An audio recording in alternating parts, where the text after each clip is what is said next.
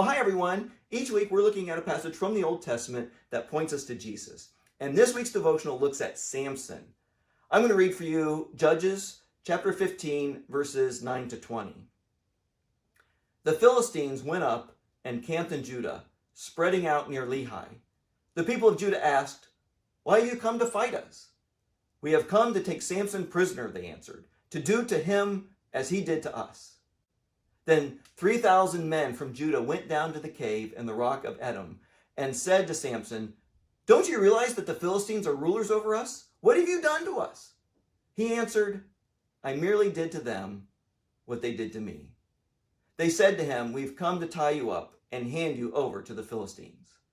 Samson said, "Swear to me that you won't kill me yourself." "Agreed," they answered. "We will only tie you up and hand you over to them. We will not kill you." So they bound him with 2 new ropes and led him up from the rock. As he approached Lehi, the Philistines came toward him shouting. The Spirit of the Lord came powerfully upon him. The ropes on his arms became like charred flax, and the bindings dropped from his hands. Finding a fresh jawbone of a donkey, he grabbed it and struck down 1,000 men. Then Samson said, "With a donkey's jawbone, I have made donkeys of them. With a donkey's jawbone, I have killed 1,000 men." Here we have an unusual hero of sorts. Samson is very strong, but he also has some major character flaws. He's self-centered, he's sexually promiscuous, and he jokes about those he killed. His ability as a warrior was unparalleled. When the Philistines come to him, they bring an army for just one man. Even Israelites gathered 3,000 men to go get Samson. Now, this was a very dangerous time for the nation of Israel, for reasons you may not think. The Philistines were slowly absorbing the Israelites into their culture, intermarrying and intermingling, which over time would make Israel cease to be a nation. Israel would just be absorbed into another nation. Within a generation, Israel was at risk of losing their identity and losing their faith, which of course was the future salvation of the world, since God promised a Savior from Israel.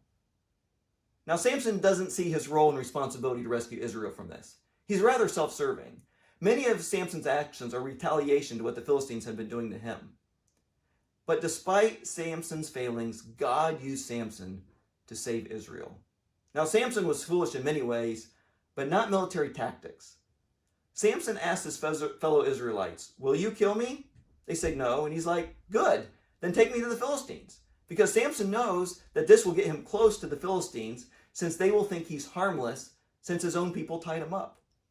Samson knows this can get him close to his enemies, and Samson knows that he can overtake them and defeat them. Now we see at this time period, Israel seemed somewhat content being under the Philistines.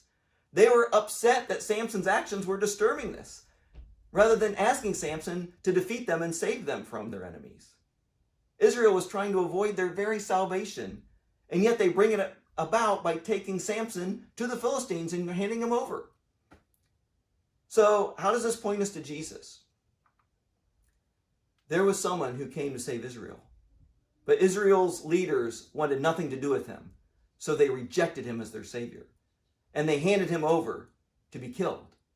In spite of their efforts to refuse his salvation, by handing him over to be crucified, what they did was the very thing that brought about salvation.